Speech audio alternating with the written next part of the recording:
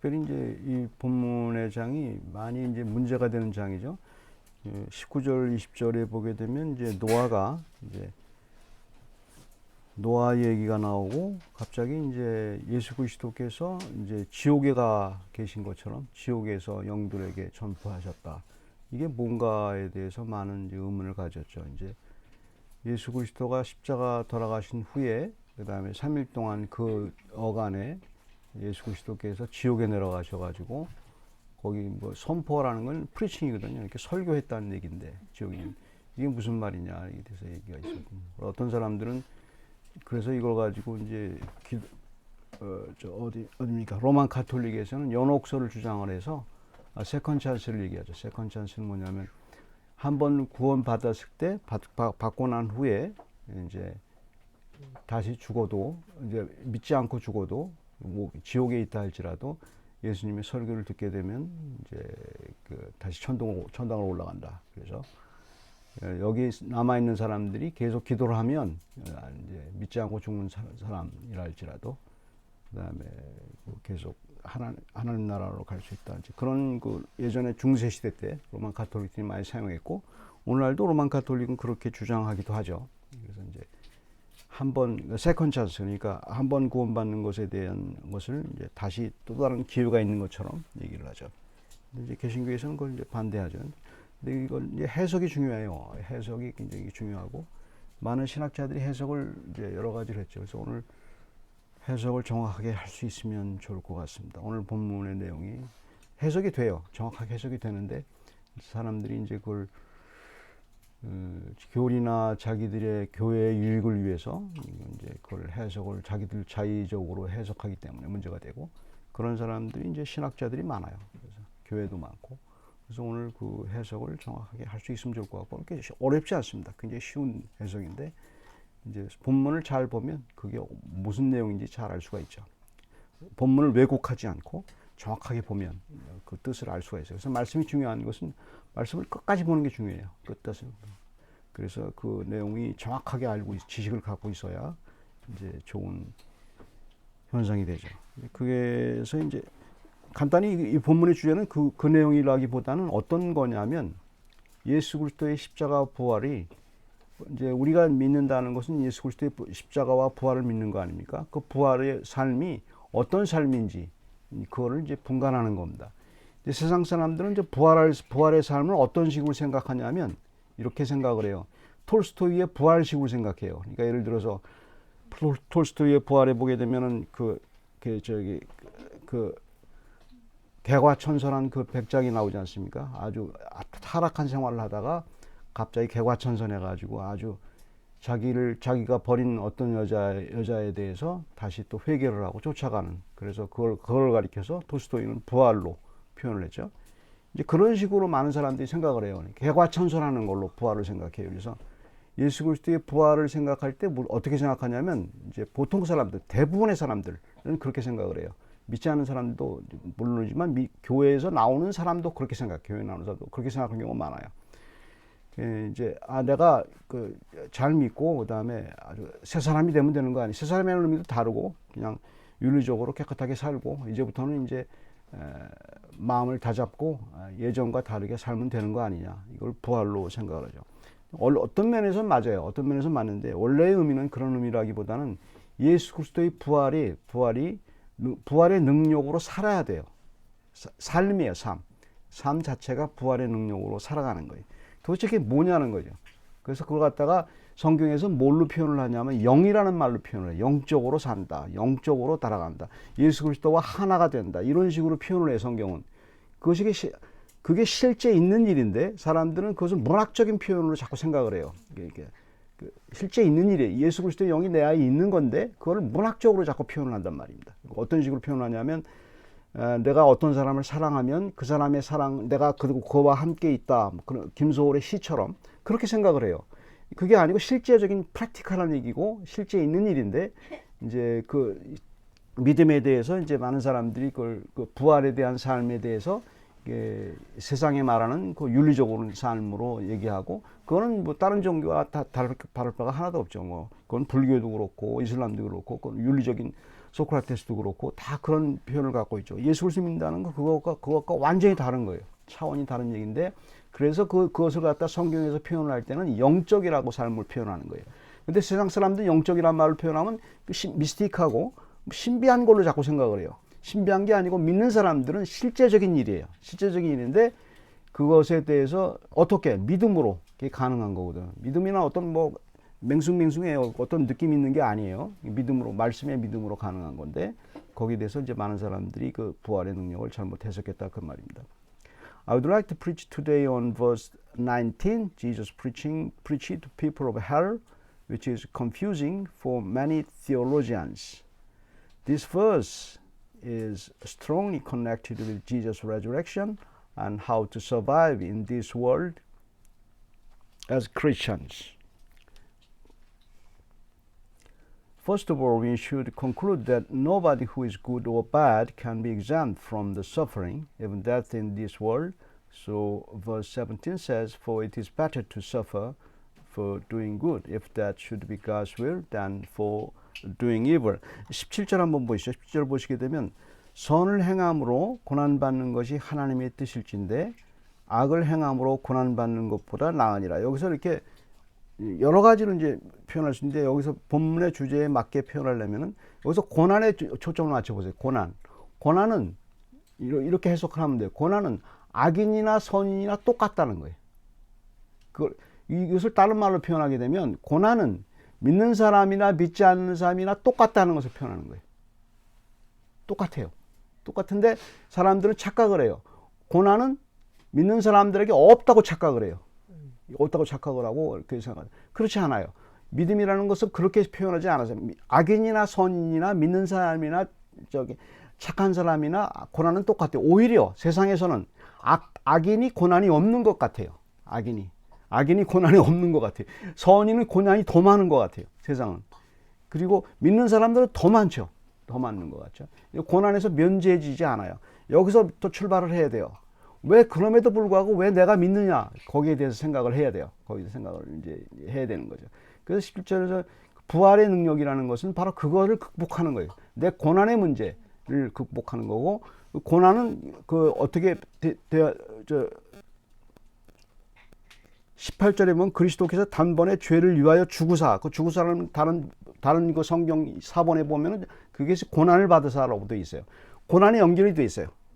고난의 끝이 뭐예요? 죽음이에요. 죽음. 우리에게는 고난의 끝이 있어요. 죽음이 있어요. 죽음은 항상 우리에게 따라다니죠. 죽음은 우리에게 옆에 가까이 있어요. 늘. 왜? 고난이 있기 때문에. 고난 속에서 늘 우리는 죽음을 생각하기 때문에 항상 같이 있어요. 같이 있는 거예요. 아주 가까이 있는 거죠.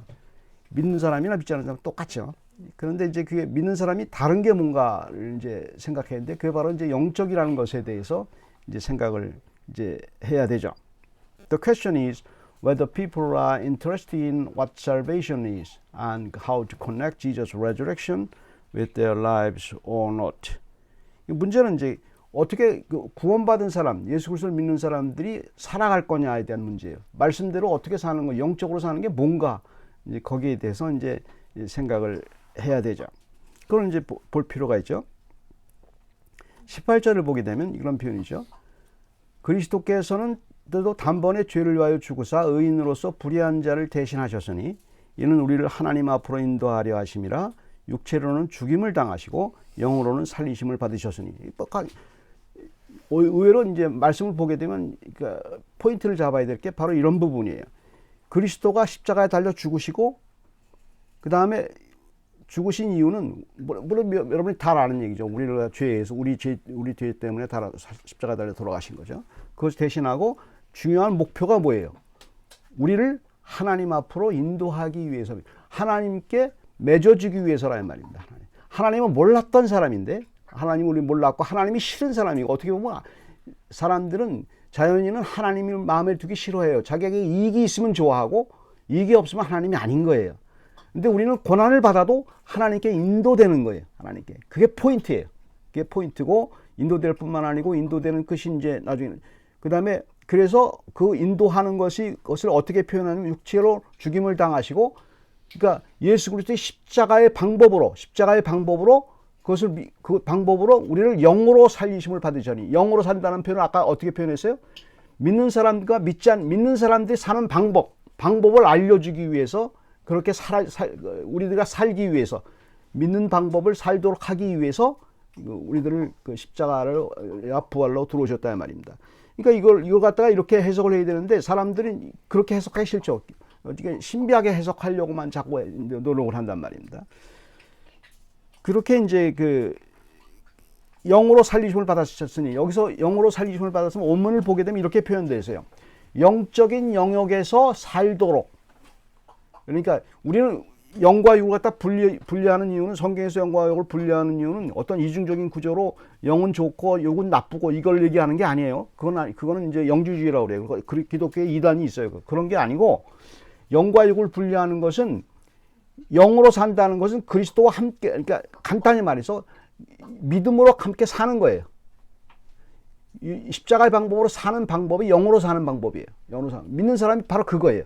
사는 방법이고, 믿지 않는 사람들, 그 다음에 우리가 믿지 않고 살게 될 때는 육으로 살게 돼 있어요.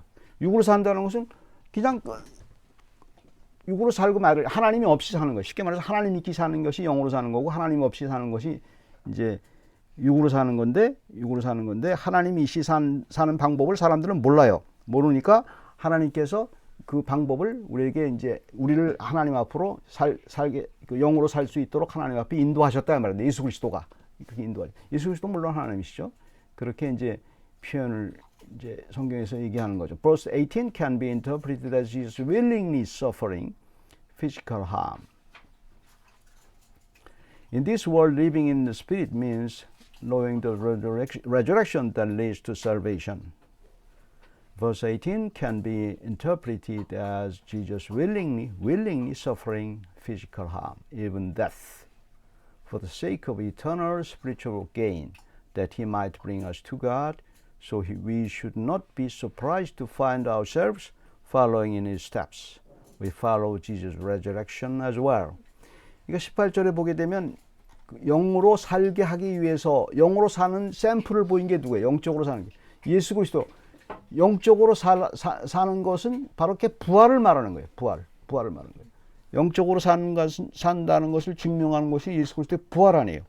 그래서 영으로 사는 방법. 우리도 예수 그리스도를 쫓아가야 되기 때문에 부활로 가게 되는 거죠.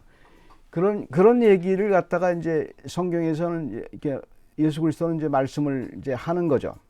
그러면 실제로 예수 그리스도가 하나님 앞에 우리에게 인도가 되지 않는 이유에 대해서 이제 볼 필요가 있죠. 19절에 그가 또한 영으로 가서 옥에 있는 영들에게 선포하시니라. 예수 그리스도가 하신 일을 하시는 거예요. 예수 그리스도가 무슨 일을 하셨냐면 우리를 하나님 앞으로 인도하기 위해서, 영적으로 살게 하기 위해서 십자가에서 돌아가시고 부활하심으로 그 방법으로 우리를 살게 하셨어요. 그러니까 우리는 전혀 모르는 사실이죠. 십자가와 부활은 우리에게 알려진 사실이 아니에요. 하나님으로부터 왔기 때문에. 그렇기 때문에 생소한 거예요. 십자가와 부활이 자연적으로 내게 믿어진다. 그거 아니에요. 물론 믿은 상황에서 자연스러워. 십자가 부활은 아주 새로운 용어예요. 우리에게 없는 거예요.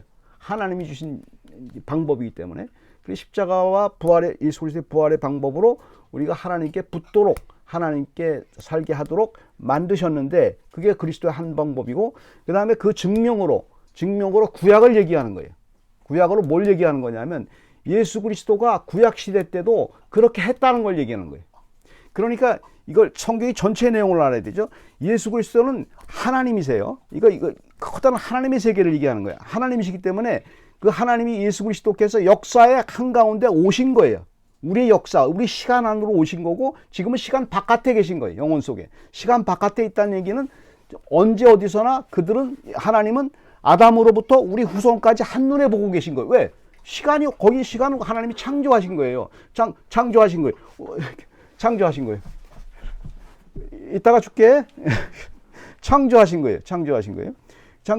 창조하신 그 사건에 대해서 이제 얘기하시는 거예요.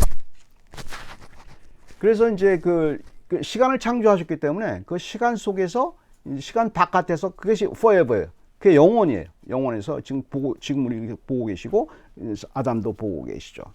그 영혼 속에서 그 가운데 구약의 한 사건을 얘기하는 거예요. 구약의 한 사건을 얘기하는데 구약의 한 사건의 심판에 대해서 얘기해요. 심판에. 노아 홍수 때 노아가 방주를 질 때 그리스도의 영이 노아에게 임해서 그리스도의 성경에서 나오는 성령도 있고 그리스도의 영도 있고 하나님의 영이 있어요. 하나님의 영인데 베드로전서에서 나올 때 표현은 그리스도의 영이라는 표현이 나왔을 때는 무슨 얘기를 하는 거냐면 말씀에 대한 사역을 말하는 거예요. 그러니까 말씀을 전폐했단 말입니다. 말씀에 대해서 얘기하는 거예요. 그러니까 이거예요. 노아는 오늘날의 설교와 똑같아요. 오늘날의 설교가 아무리 제가 인격적으로 나쁜 사람이라 할지라도 설교, 이게 말씀 속에서 설교 읽는 게 아니에요. 해석하고 여러분이 선포하는 거예요. 이것 속에서 하나님의 영이 같이 있다고 믿는 거예요. 그게 믿음이에요. 그게 사람의 인격을 믿는. 노아가 의인이라고 할지라도 나중에는 술주정뱅이였어요. 노아는 그렇잖아요. 그런데 그 사람에게 그 사람의 하나님이 임해서 그리스도의 영이 임해서 프리칭을 해요. 그리스도의 영이면 설교를 한단 말이에요. 무슨 설교를 했어요? 노아의 홍수 방주를 지면서 회개하라 했단 말입니다. 심판을 임하니까 하나님의 심판이 물로 심판이 임하니까 회개하라고 했어요. 사람들은 하나도 회개하지 않고 회개한 사람이 몇 밖에 없어요? 8명밖에 없었단 말이에요. 8명. 아주 적었죠. 그걸 얘기하는 거예요. 그걸 얘기하는 거예요. 구약이. 그래서 그걸 갖다 19절에 그걸 얘기하는 거예요. 그가 또한 영으로 가서 그때 언제? 노아 홍수 때 영으로 영원 속에서 지금 십자가 달릴 때가 아니고 노아한테 간 거예요. 노아한테 가서 그에게 임해서 옥에 있는 영들에게 선포했단 말이에요. 심판을 선포했단 말입니다. 근데 그 옥에 있는 영이 누구냐는 거예요. 20절에. 그들은 그걸 설명하고 있죠. 그들은 전에 노아의 날 방주를 준비할 동안 하나님이 오래 참고 기다리실 때 복종하지 아니하던 자들이라. 방주에서 물로 말미암아 구원을 얻은 자가 몇 명뿐이니 겨우 8명이라 이 말입니다. 이걸 증명하는 거예요. 이걸 신비하게 해석할 필요가 아무것도. 제가 신비합니까? 이걸 갖다가 지옥에 가갖고 예수 그리스도가 설교 왔다는 게 3일 만에 이거 사람들이 성경을 해석할 때 자기 이익대로 해서 성경을 해석을 해요. 로만 카톨릭의 이익 때문에 이제 그렇게 설교를 했고 성경대로 해석을 안 해요. 원문대로 해석을 안 한단 말이에요. 이게 바로 그 뜻이에요. 신학자들도 많아요.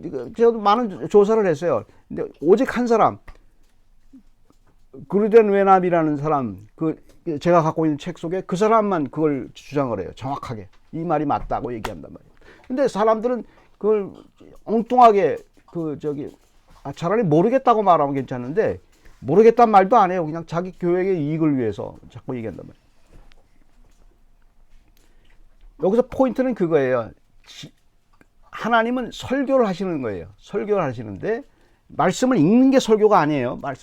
사람들은 말씀을 읽는 게 여기서 은혜 받는 게 아니고 하나님 프리칭을 해요. 그래서 구약에도 선지자가 필요했잖아요. 프리칭을 하는 사람이 필요했어요. 오늘날도 프리처가 왜 필요하냐면 그게 그래서 필요한 거예요. 세상 끝날까지 이 프리칭은 계속 있게 돼 있어요. 어떤 방식으로든지. 거기서 이제 사람들이 그 말씀 받아들인 사람은 8명밖에 없었단 말이에요. 수많은 사람이 있었는데 8명밖에 없었다. 이제 그 표현을. 그렇기 때문에 오늘도 조금밖에 없다. 그 뜻은 아니에요. 오늘날은 하나님께서 그 말씀을 전파하기 위해서 여러 가지 프리처들을 많이 사용하고 말씀을 선교를 많이 사용하죠. 그것을 이제 얘기하는데 여기서 중요한 게 어떤 거예요? 심판을 이제 설계했단 말입니다. Verse 19 and 20 can interpreted as Christ preaching through Noah when the ark was being built. The deluge was God's judgment for people's sins. With the Spirit of Christ, Noah preached to them for their salvation to repent, but only 8 people listened.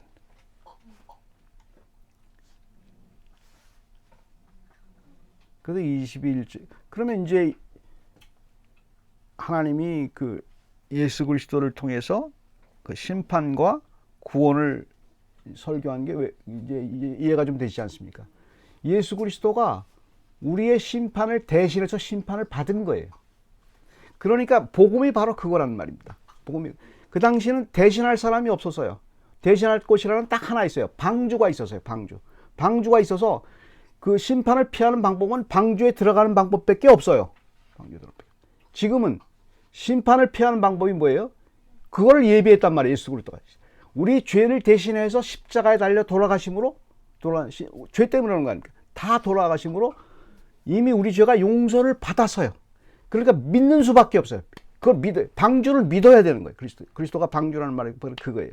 그걸 믿을 거냐 안 믿을 거냐를 얘기하는 거예요. 믿지 않으면 심판이라는 것을 이제 얘기하는 거죠. 그것이 바로 오늘 표현하는 부활로, 그리고 그것이 이제 그 심판에서 제거돼 갖고 so what? 그래서 어쨌단 말이냐? 우리는 늘 생각을 하잖아. 내가 하나님의 사망에서 생명을 옮겼고 예수 그리스도의 십자가에 달려 돌아가시게 함으로 내 죄가 사해져서 그 다음에 뭐 얘기를 하잖아요. 그 다음에 뭐 so what? 그렇게 얘기하잖아요. 그래서 부활을 얘기하신 거예요. 우리는 구원이 뭔지도 모르는 사람이었는데 구원이 뭔지를 알려주는 거예요. 구원이 뭔지 알려주는 거예요. 그런 말입니다. 21절에 구원이 뭔지를 얘기하는 것이 21절, 22절에 있어요. 우리 궁극적인 목적이 뭔지, 우리를 구원시켜 갖고 하나님이 어떤 목적으로 우리를 구원시켰는지, 구원이 뭔지도 모르고 예수 그리스도가 누군지도 모르고 예수의 심판과 십자가가 뭔지도 모르는 사람들인데 왜 그렇게 구원시켰는지, 거기에 대해서는 21절, 22절 보시면, 물은 예수 그리스도께서 부활하심으로 말미암아 20절이죠. 물은 예수 그리스도께서 부활하심으로 말미암아 이제 너희를 구원하는 편이 곧 세례라. 이는 육체의 더러운 것을 제하여 버림이 아니요 하나님을 향한 선한 양심의 간군이라. 이것도 잘 해석하시면 돼요. 물은 우리 세례 받을 때를 얘기하는 거예요. 세례를 받을 때를 생각해 보세요. 세례를 왜 받아요? 세례는 옛날에 침례였어요. 물속에다 집어넣는 거예요. 사람을 물속에 집어넣고 빼는 거였어요. 근데 지금 약식으로 그걸 상징화했을 뿐이에요. 그것을 왜 했냐 말입니다. 물 속으로 우리를 집어넣었다는 얘기는 우리가 죽었다는 의미예요. 그리스도와 함께 죽었다는 거예요. 그러니까 그리스도가 우리와 함께 산다는 얘기는 우리를 믿어야 되는데 그리스도와 함께 가는 거예요. 우리 혼자 힘으로는 안 돼요. 그래서 하나님이 직접 그리스도와 함께 가는 거예요. 함께 가는 거예요. 그래서 그리스도와 함께 사는 삶이 영적인 삶이라는 것을 그렇게 표현하는 거예요. 물은 예수 그리스도 부활함을 이제 물속에 집어넣었어요. 이게 세례예요. 그리고 나오죠. 나올 때 뭐가 나와요? 그리스도와 함께 사는 거예요. 물속에 계속 있으면 죽은 겁니다. 심판이에요. 심판. 왜 그 물을 표현했냐면 노아 홍수 때 물로 심판을 받았잖아요. 그래서 우리도 물로 심판을 받는 거예요. 물속에다 집어넣는 거예요. 근데 그걸 누가 대신 받은 거예요? 예수 그리스도가 받았다고 얘기하는 거예요. 그래서 그걸 갖다가 우리 드라마 하는 거예요. 예수 그리스도가 동일하게 내가 물속에서 십자가 달려 돌아가실 때, 예수 그리스도가 십자가에 달려서 심판을 받을 때 내가 심판받아야 될 걸 예수 그리스도가 심판을 받았잖아요. 같이 들어가는 거예요. 예수 그리스도랑 같이 하시는 거예요. 내가 같이 들어가서 나는 죽은 거예요. 나왔죠? 예수도가 어떻게 됐어요? 그래서 어쨌단 말이에요. 내가 심판을 받아서 부활했잖아요. 그래서 나도 같이 부활하는 거예요. 근데 사람들은 무슨 생각을 하냐면 하나님이 주신 아이디어이기 때문에 부활이 별로 이렇게 달가워 보이지가 않아요. 왜? 우리는 타락한 마음이기 때문에 부활은 좋지 않게 보여지고 뭐가 좋게 보여요? 영원히 사는 거. 영원히 사는 것도 뭐가 좋게 보여요? 황금을 가지고 영원히 사는 거, 물질인 걸 갖고 영원히 사는 것만 자꾸 생각을 해요. 그게 제일 행복이라고 생각을 한단 말이에요. 그걸 생각해보세요. 행복이 뭔지를 잊어버렸어요, 우리가. 잠깐 보이는데 행복이 뭔지 모르. 너희에게 진정한 행복을 주겠다는 거예요. 진짜 뭐가 행복인지를 가르쳐주고 알려주겠다는 거고, 그것을 지금부터 시작하겠다는 거예요. 그게 22절이에요. 그는 하늘에 오르사 하나님 우편에 계시니 천사들과 권세들과 능력들이 그에게 복종하느니라. 이게 무슨 얘기냐면 우리가 그리스도와 함께 동일하게 하죠. 지금 그리스도가 우리가 딱 달라붙었단 말이에요. 그래서 결혼식의 비유로도 많이 하잖아요. 신랑 신부의 비유로도 딱 우리에게 있는 거예요. 지금 하나님 식도에게 가능해요. 하나님은 한 분이 아니시기 영인분이기 때문에 우리에게 같이 있어요. 항상 믿는 사람에게. 그가 뭐 뭐 나쁜 짓을 했던 뭐 못났건 잘났건 같이 있는 거, 믿는 사람에게 같이 있겠다고 약속했기 때문에 그 약속을 믿어야 돼. 하나님의 약속이기 때문에 그렇게 같이 있어요. 그래서 그분이 우리를 십자가에 부활했는데 부활해서 so what? 부활해서 간 곳이 어디예요? 예수 그리스도께서 간 곳이 지금 승천하셨잖아요. 하늘에 계시잖아요. 원래 이걸 또 잘못 해석해야 되는 게 예수 그리스도가 참 겸손하다. 여러 가지 고난을 겪어서 거기 하늘나라 갔다. 그거 아니에요. 예수 그리스도는 원래 하늘에 계셔야 되는 분이에요. 하늘에 계신 분이고 자기 자리로 돌아가실 분이에요. 하늘에. 원래 여기 있을 분이 아니에요. 우리 때문에 여기 잠깐 오셔가지고 역사 속에 들어가서 우리의 하늘에 가셨어요. 하늘나라는 어떤 것이 행복에 가장 탄 걸 우리는 마음속에 상상하잖아요. 그것을 구체적으로 얘기하고 있어요. 뭘 얘기해요? 천사들이라는 건 뭘 표현하면 인간관계에서 하늘나라는 인간관계에서 생각을 할 때 상상력을 동원해야 돼요. 상상력을 동원해야 돼요. 우리가 한번 상상을 해보세요. 뭘로 우리는 행복을 느껴요? 뭘로 행복을 느끼냐는 말이에요. 우리는 다 알아요. 자, 드라마 같은 거 보세요. 드라마 같은 거 보면 재밌는 드라마는 뭘로 행복을 느끼게 만들어요? 친구들이잖아요. 관계잖아요. 관계. 그런데 좋은 친구가 없는 거야. 나도 나쁘고 그 사람도 나빠. 그래서 부딪혀요. 결국 취미생활로 만난 사람이나 조금 좀 괜찮지 취미생활이 아니고 같이 있을 사람이 없어요. 왜냐하면 부모 자식도 같이 있기 힘들어요. 우리는 죄인이기 때문에 죄성이 나오기 때문에 완벽한 행복을 누릴 수가 없어요. 그게 저주예요. 저주가 뭐냐면은 내가 행복할 수가 없어. 아담이 이 세상에 나올 때 에덴 동산에 쫓겨날 때 가시와 엉겅퀴가 났어요. 그래서 아무리 행복하게 하려도 할 수가 없어요. 그게 저주예요. 우리는 행복이 뭔지는 알아요. 근데 그게 안 돼요. 하늘나라는 어떤 거예요? angels. 우리와 관계하는 존재들이 우리는 거듭났을 뿐만 아니고 엔젤이 있어요. 이 세상에서도 천사들이 있어요. 천사 같은 사람이 있어요. 그러나 뭐 항상 있으면 천사가 아니죠. 어떨 때 천사 같단 말이에요. 우리도 그런 사람이 좋잖아요. 그런 천사 같은 사람과 나도 천사 같이 있으면 좋겠잖아요. 근데 그렇게 불가능해요. 그거는 행복이라는 걸 알면서도 불가능하다고요. 그러니까 여기서 표현하는 거예요. 우리가 하늘나라 가면은 믿는 사람, 완벽하게 죄성이 제거된 사람뿐만 아니고 엔제들과 같이 존재한단 말이에요. 얼마나 행복하겠냔 말이에요. 우리가 여기 있는 행복에 대해서 유비에서 생각할 수 있잖아요. 행복의 조건. 그 다음에 또 행복하지 않은 게 뭐예요? 행복하지 않은 게 뭐예요? 저는 그렇게 생각을 해요. 행복하지 않은 것 중에서 가장 큰 행복하지 않은 것은 그 수치감이에요. 수치감.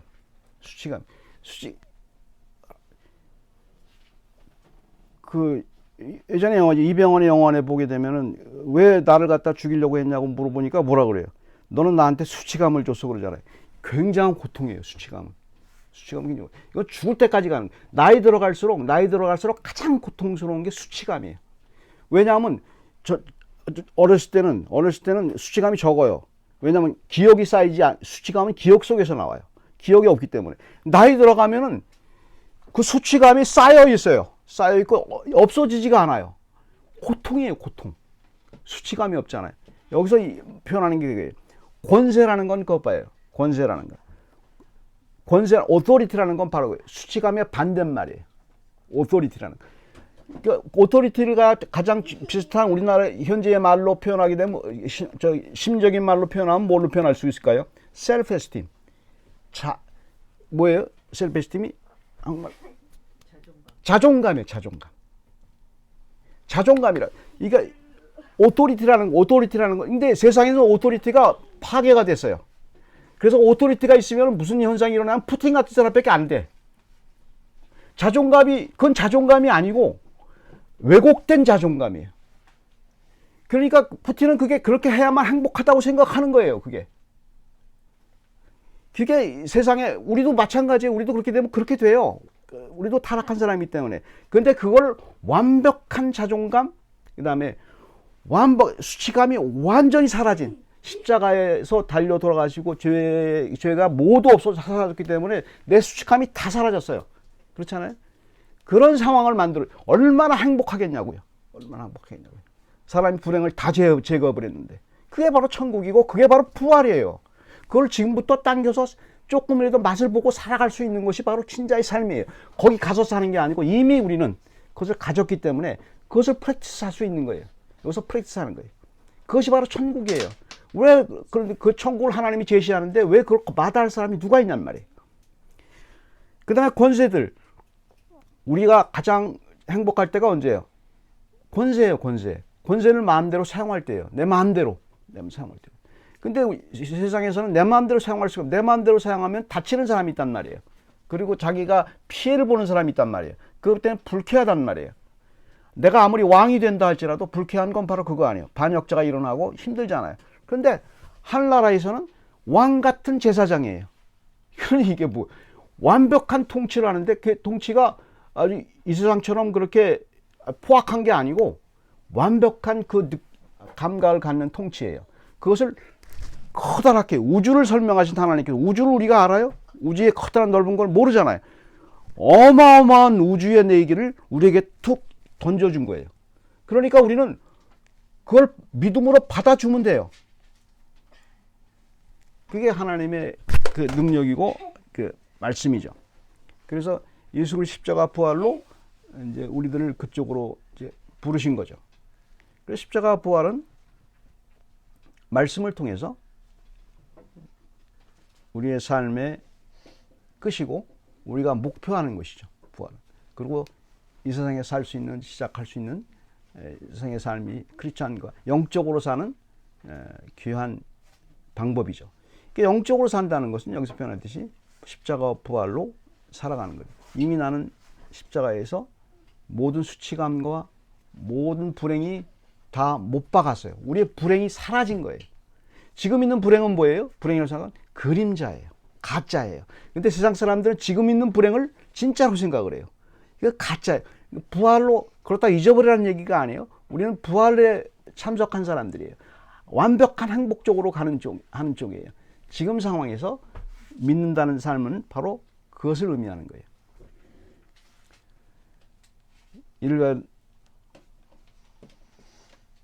Verse 21 manifests that the water in our baptism symbolized the deluge which we know from our sin, deserving death by immersing into the water and the resurrection of Jesus when coming out of it.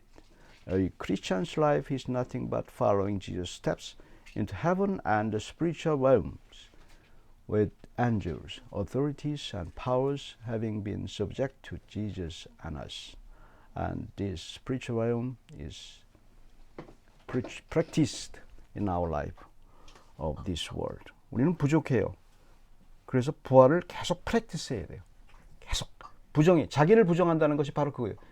자기의 불행과 자기의 고난을 부정하고 하나님의 부활의 삶으로 예수 그리스도와 함께 있다는 것을 인정하고 그렇게 살아가는 것이 프랙티스하는 거예요. 기도하겠습니다.